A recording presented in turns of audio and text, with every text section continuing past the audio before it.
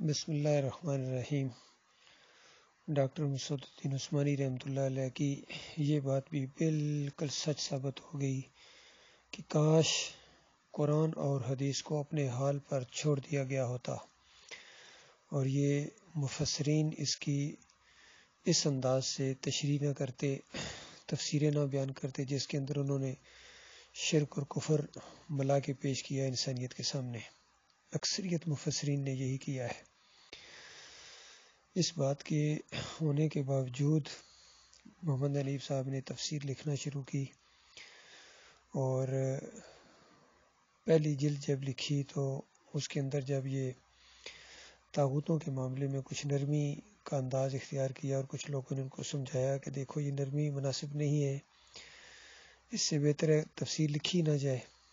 بہرحال ان کے اوپر شیطان کا وار ہوا تھا اور کچھ دوسرے لوگوں کے سمجھانے سے یہ کچھ سنبھلے بھی اور سٹیج کے اوپر کھڑے ہو کر انہوں نے اعلان کیا تھا کہ دیکھو میرے اوپر شیطان کا وار ہوا تھا اور میری اگر باتیں یہ مان لی جاتی تو جماعت کی بنیادیں اکھڑ جاتی۔ بہرحال اس کے بعد ان کو چاہیے تھا کہ قدم مضبوطی کے ساتھ رکھتے اور دوبارہ سنبھل کر چلتے، لیکن شیطان نے ان کا پیچھا نہ چھوڑا اور 2017 کے اندر آ کے جب دوسری جلد سامنے آئی تو انہوں نے اپنی تفسیر کے اندر شرک کا انجیکشن دے دیا اور سجدہ تعظیمی کا شرک لے آئے اور اس کو ثابت کرنا شروع کر دیا کہ یہ اللہ کی مشیت ہے، اللہ کا حکم ہے اور اللہ کی رضا کے عین مطابق یہ سجدہ ہوا ہے۔ یوسف علیہ السلام کو پورے خاندان نے کیا سجدہ ریز ہو گئے۔ یہ انہوں نے اپنی تفسیر جلد دوم کے اندر سورہ یوسف میں لکھا۔ اس تفسیر کے پرنٹ ہونے سے پہلے ہی مخلص ساتھیوں نے ان کو سمجھایا کہ دیکھو یہ ظلم نہ کرو، یہ سجدہ شکر تھا جو پورے خاندان نے اللہ کو کیا تھا اور یہ یوسف علیہ السلام کو سجدہ نہیں تھا۔ اس حوالے سے ڈاکٹر عثمانی رحمۃ اللہ علیہ کی بہترین تفسیر بھی موجود ہے اور فتویٰ بھی موجود ہے۔ ڈاکٹر صاحب فتویٰ لگاتے ہیں کہ جن کا ایمان صحیح نہیں ہوتا ہے وہ اس طرح تفسیریں کرتے ہیں، لیکن حنیف صاحب باز نہیں آئے اور ظلم کے اوپر ظلم یہ ہوا کہ ان کے جتنے حواری ہیں وہ انہی کی سائیڈ لے رہے، خاص کر اس میں جو کچھ شخصیات ہیں جس طرح قاری خلیل الرحمن ہیں، منور سلطان ہیں، چودھری اشرف اور عتیق الرحمن، عبداللہ عمر، تو ان کو بھی سمجھاتے ہیں لیکن یہ سمجھنے کا نام نہیں لیتے ہیں۔ اور محمد حنیف صاحب کے اندر 2 شرک اور آگے کہنے لگے کہ اللہ تعالیٰ نے اپنی ایک صفت عیسیٰ علیہ السلام کو دے دی بطور معجزہ، لو جی مرض بڑھتا گیا جو دعا کی، پھر آگے بڑھے اور کہنے لگے اللہ تعالیٰ اپنی جو صفت جب چاہے جس کو دے دے۔ تو اس کے اوپر جب کچھ لوگوں نے قاری خلیل الرحمن صاحب کو ٹیلی فون کیا کہ دیکھو اب تو محمد حنیف صاحب بہت آگے بڑھتے جا رہے ہیں، سجدہ تعظیمی کے معاملے میں تو آپ نے ان کا ساتھ دیا، تو یہاں کیا کہتے ہو؟ تو قاری خلیل الرحمن صاحب نے جان چھڑانے والا انداز اختیار کیا اور کہتے ہیں میرا مطالعہ نہیں ہے۔ بتاؤ اس میں مطالعے کی کون سی ایسی چیز تھی؟ دو چار کی طرح کبھی کہتے ہیں میں ٹیلی فون پر ایسی باتیں نہیں کر سکتا ہوں۔ تو اصل میں یہ حق اور باطل کو ملانے والا انداز ہے، حق کو چھپانے والا انداز ہے۔ تو یہ جو گفتگو کی ہے کاشف صاحب نے قاری خلیل الرحمن کے ساتھ وہ آپ اپنے کانوں سے سنی ہے۔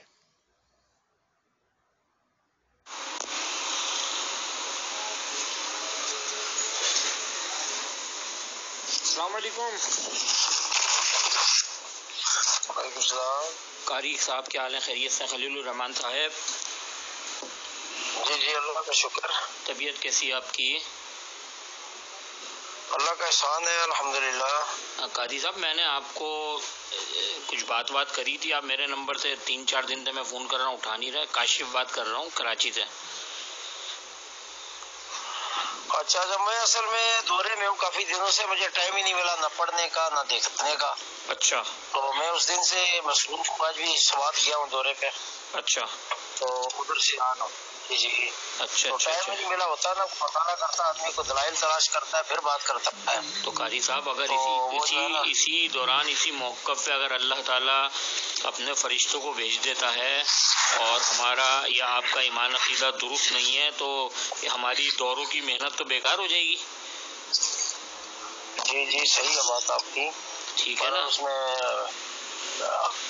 یعنی الحمدللہ ہمیں جو معلومات ہے وہ تو بالکل صحیح ہے، لیکن آپ کو وہ جواب دینا تھا جس نہیں. تو آپ یہ بتائیے اللہ تعالیٰ اپنی صفات کیسے دے سکتا ہے اپنے نبی کو؟ حنیف صاحب تو فرما رہے ہیں جب چاہیں جس کو چاہیں صفات دے دے اللہ تعالیٰ اپنی. تو یہ اللہ تعالیٰ کی تو ویدانیت کا، اس کی الوہیت کا مذاق بنانا ہو گیا. بس یہ باتیں اصل میں فون پر ہو نہیں سکتی، یہ کبھی نہیں کیسے نہیں ہو سکتی فون پہ. ساری دنیا ساری فون پہ گفتگو کر رہی ہے، ویڈیو لنک کے ذریعے بڑے بڑے معاہدے ہو رہے ہیں. تو یہ تو ایک مختصر سی بات ہے. ریکارڈنگ کر لیتے ہیں، ریکارڈنگ کر کے اس کا پھر کچھ حصہ کاٹ دیتے ہیں. میری کیپٹن ارشد سے پیچھے بات ہوئی تھی ابتدا میں، آدھا حصہ میرا کاٹ دیا اور آدھا حصہ اس نے نشر کر دیا. بات یہ ہے آدھا حصہ جو آخری حصہ تھا اس کے خلاف وہ اس نے پیش ہی نہیں کیا. فون پہ ریکارڈنگ ہو وہ ایک الگ بات ہے، وہ ریکارڈنگیں یہاں پہ جو ہے ہوتی ہیں اور لوگ کرتے ہیں. لیکن بات یہ ہے جو فرشتے بیٹھے ہوئے ریکارڈنگ کر رہے ہیں یہ تو اللہ تعالیٰ کے یہاں پیش ہوگی. تو ریکارڈنگ سے تو ڈرنا بھی نہیں چاہیے. ریکارڈنگ سے تو ڈرنا بھی نہیں چاہیے. جو مجاہد ہوتا ہے، سچا ہوتا ہے، وہ ریکارڈنگ سے نہیں ڈرتا ہے. وہ ایسے کرتے ہیں نا، غلط جو صحیح بات ہوتی ہے اس کو چھپا جاتے ہیں. جس غلط بات کوئی ایسا اس کا مفہوم غلط نکالنے کی کوشش کرتے ہیں، آدھا کاٹ کے جب پیش کرو صحیح بات کو چھپا جاؤ تو پھر وہ لوگوں تک صحیح بات تو پہنچتی ہی نہیں. نہیں آپ بتائیے، کوئی مسئلہ نہیں ہے، آپ مجھے فرصت سے صحیح بات بتائیے. صحیح بات کیا ہے مجھے دلائل دیں. دلائل تو آپ کو بیٹھ کے دیں گے، ویسے مجھے مطالعے کا موقع بھی نہیں ملا. اس کے بعد مجھے نہ دیکھنے کا کہ آپ کی دلیل میں نے تلاش کر کے دینی تھی کہ اللہ اپنی جو ہے وہ طاقت جو ہے اپنا جو ہے وہ معجزہ جو ہے وہ کسی کو دیتا جو ہے. معجزہ سر ایک الگ چیز ہوتی ہے، معجزہ ایک الگ چیز ہوتی ہے. معجزہ جو ہے وہ ایک نشانی ہوتی ہے اللہ تعالیٰ کی.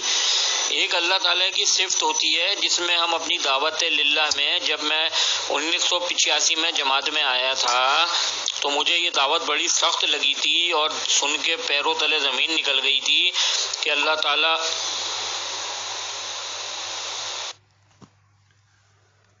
یہ اس کے بعد قاری خلیل الرحمان صاحب نے ٹیلی فون کال کاٹ دی. دیکھیے کہتے ہیں الٹا چور کوتوال کو ڈانٹے.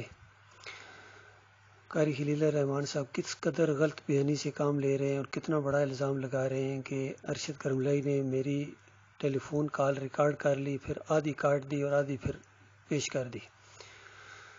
میرا اللہ گواہ ہے کہ میں نے زندگی میں کسی ایک بندے کی کال آج دن تک ریکارڈ نہیں کی ہے. آج دن تک یہ میرا اصول ہی نہیں ہے کسی کی کال کو ریکارڈ کرنا. بہرحال یہ انہوں نے بہت بڑا الزام لگایا ہے. اصل میں یہ خود ان کی اپنی ایک واردات تھی جس کو انہوں نے پیش کیا ہے. کہتے ہیں انسان نے جس طرح کی اینک پہنی ہوئی اس کو اسی طرح نظر آتا ہے. ہمارے ایک ساتھی عبد الباسط صاحب جو آج کل دبئی میں ہیں، انہوں نے بیان کیا کہ وہ قاری خلیل الرحمان صاحب کے پاس گئے اس مسئلے کو سمجھنے کے لیے. شروع میں جب یہ مسئلہ اٹھا سجدہ تعظیمی کا، تو قرآن کی کوئی تفسیر تھی جس کو قاری خلیل الرحمان صاحب نے پیش کیا کہ دیکھیں یہ یوسف علیہ السلام کو سجدہ ہوا ہے، یہ دیکھیں یہ لکھا ہوا ہے. اس طریقے سے وہ نیچے تفسیر پڑھ رہا تھا، شاید دیوبندیوں کی تفسیر تھی. تو اس پر عبد الباسط صاحب نے کہا کہ اس کی مجھے ذرا پکچر لینے دیں. انہوں نے اس کی پکچر لے لی اور کہتے ہیں گھر جا کے جب میں نے اس کو پورا پڑھا تو قاری خلیل الرحمان صاحب نے صرف اتنا ہی حصہ پڑھا تھا جتنا یوسف علیہ السلام کی طرف سجدے کا رخ پھیرا گیا تھا. اور اس کے بعد جو آگے لکھا ہوا تھا آدھا، کہ کچھ لوگ اس طرح تفسیر کرتے ہیں کہ یہ سجدہ شکر تھا جو اللہ کو ہوا. امام رازی کا بھی انہوں نے حوالہ دیا اس طریقے سے کہ یہاں مسجود اللہ تھا، یوسف علیہ السلام نہیں تھے. تو اس کے اوپر قاری خلیل الرحمان صاحب نے ہاتھ رکھا ہوا تھا تاکہ یہ والی بات لوگوں کے سامنے نہ پہنچ جائے. تو دیکھیے یہ خود جو کہ مولویانہ انداز ہے ان کا. ویسے بھی مولوی تھے جب ہماری جماعت میں آئے تو مدرسہ چھوڑ کے آئے تھے، تو یہ پھر اس کے بعد اسی طرح یہ شرک کے اندر بھی مبتلا ہو گئے ہیں اور حق کو چھپا رہے ہیں اور یہ سمجھتے ہوں گے دوسرے بھی انہی کی طرح ہیں. تو یہ بہت بڑا افسوسناک واقعہ ہوا ہے. ان لوگوں نے چند روزہ ان مفادات کی خاطر ہمیشہ کی اپنی آخرت کو برباد کر دیا اور اللہ کی کتاب کی حمایت کرنے کی بجائے یہ محمد حنیف صاحب کا دفاع کر رہے ہیں. بہرحال قرآن میں یہ بات بھی آ گئی سورہ نساء کے اندر کہ دیکھو آج دنیا کی زندگی میں تو تم لوگوں نے ان لوگوں کا دفاع کر لیا، ان اپنے مشاہیر کا، ان اپنے اکابرین کا. کل قیامت کے دن اللہ کے سامنے ان کا دفاع کون کرے گا؟ تو یہ بھی بات ان کو قابل غور ہے، ان کو غور و فکر کرنی چاہیے. چند دنوں کا یہ معاملہ ہے، وہاں ان کو یہ حنیف صاحب نہیں بچائیں گے، بلکہ یہ سارے وہاں جہنم کی آگ کے اندر ہمیشہ ہمیشہ کے لیے دھکیل دیے جائیں گے اگر آج انہوں نے دنیا کے اندر توبہ نہیں کی اور انہوں نے جو پٹڑی بدلی کی ہے، شرک ان کے عقیدے کے اندر آیا. اور یہ مفسرین کے کارنامے جو ہم بیان کیا کرتے تھے کہ یہ مشرک مفسرین کے یہ کارنامے ہیں کہ انہوں نے اپنی تفسیروں کے اندر اللہ کی کتاب کے اندر شرک بھر دیا. یہی دعوت القرآن کے اندر محمد حنیف صاحب نے سورہ یوسف کی تفسیر میں 101 نمبر آیت اور 100 نمبر آیت میں جب تفسیر کر رہے ہیں تو سجدے کا رخ جو سجدہ شکر تھا اس کا رخ انہوں نے پھیر دیا یوسف علیہ السلام کی طرف اور پھر ڈنڈے کے زور سے پوری جماعت کے اندر اس مشرکانہ عقیدے کو نافذ کر دیا. بہت کم لوگ اس سے بچے ہیں. بہرحال ڈاکٹر صاحب کے ساتھ ہی دوبارہ منظم ہو گئے الحمدللہ. تعداد ہماری کم ہو گئی ہے، مساجد ہمارے پاس کم ہے، لیکن ایمان ہمارے ساتھ ہے، اللہ ہمارے ساتھ ہے.